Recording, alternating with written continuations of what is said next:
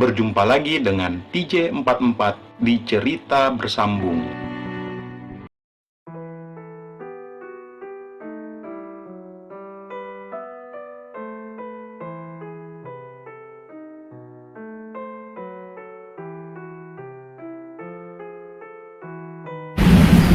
Pukul 22.45 kurang lebih, aku berada di jalan mengendarai motor kesayanganku. Juga adalah teman setiaku sejak saat proses pendekatan ke Rahma hingga berhasil bersamanya. Motor yang telah menjadi saksi bagaimana aku dengan Rahma. Dan malam ini pula dia lagi-lagi dengan setia menemaniku dan akan menjadi saksi apa yang terjadi malam ini. Ya, saat ini aku sedang menuju ke rumah Rahma setelah aku memutuskan untuk mengikuti keinginan Arni tadi di rumah.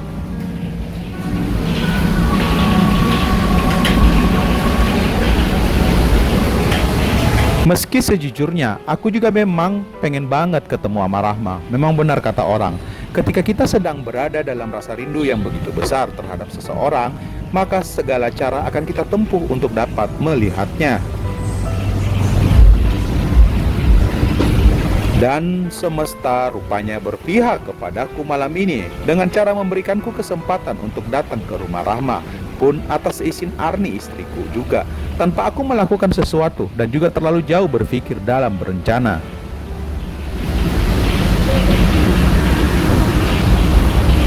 Terima kasih semesta karena telah merencanakan keindahan ini kepadaku, dan tentu saja kemudahan untuk bertemu dengan pujaan hati. Lebay ya, tapi memang beginilah adanya diriku. Aku sungguh sangat senang. Angin malam yang seharusnya sangat dingin tak terasa bagiku, seakan aku mempunyai perisai tebal yang melindungiku dari rasa dingin. Itu karena aku sangat bahagia malam ini.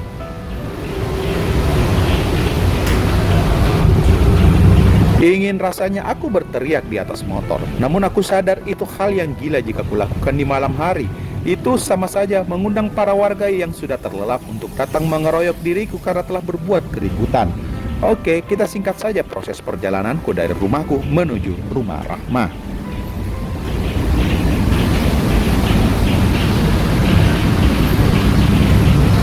Singkat cerita, aku kini telah berada di rumah Rahma.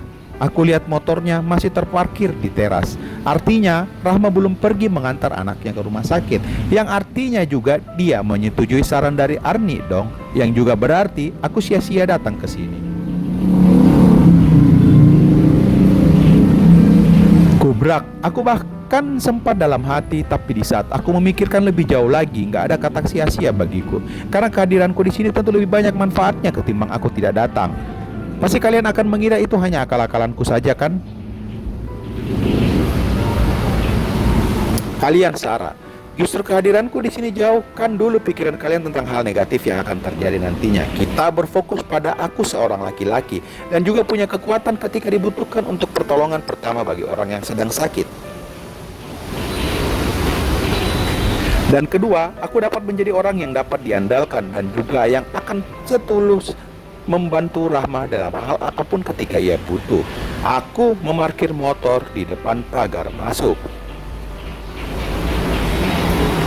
Pagarnya tadi kunci. Apakah Rahma memang orang yang suka teledor kayak gini? Padahal mereka hanya tinggal bertiga saja karena suaminya lagi jihad ke tanah anta beranta sana. Aku rasa aku harus memperingatinya lain waktu.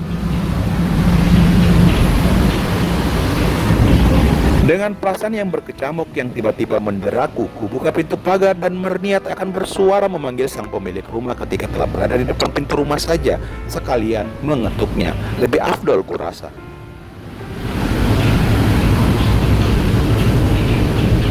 Semakin mendekat jantungku semakin kerasa memompah. Bahkan kini dapat ku dengar sendiri setiap detakannya. Aku menahan nafas untuk sesaat lamanya ketika telah berdiri terpaku di depan pintu rumah.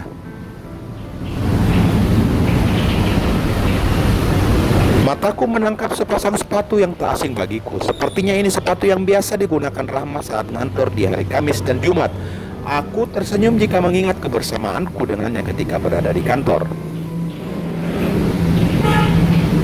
Di saat ingin kugerakkan tangan mengetuk daun pintu, mataku menangkap sepasang sepatu lain yang sukses membuatku terdiam. Sepasang sepatu, bukan sepatu wanita, melainkan sepatu pria. White, Jangan-jangan suaminya sudah pulang. Waduh, letok jidat. Sepertinya bukan waktu yang baik untukku sekarang ini untuk bertamu di rumah Rahma di saat ada suaminya di rumah.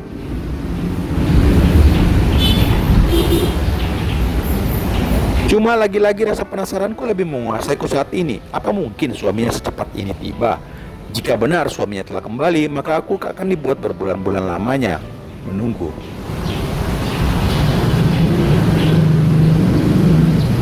Percayalah, ketika keinginan tak tercapai maka tertinggal hanyalah rasa penasaran yang akan selalu dan selalu menyiksa setiap saat. Eits, tapi kan kesempatan selalu ada aja, dimanapun kita berada, bukan?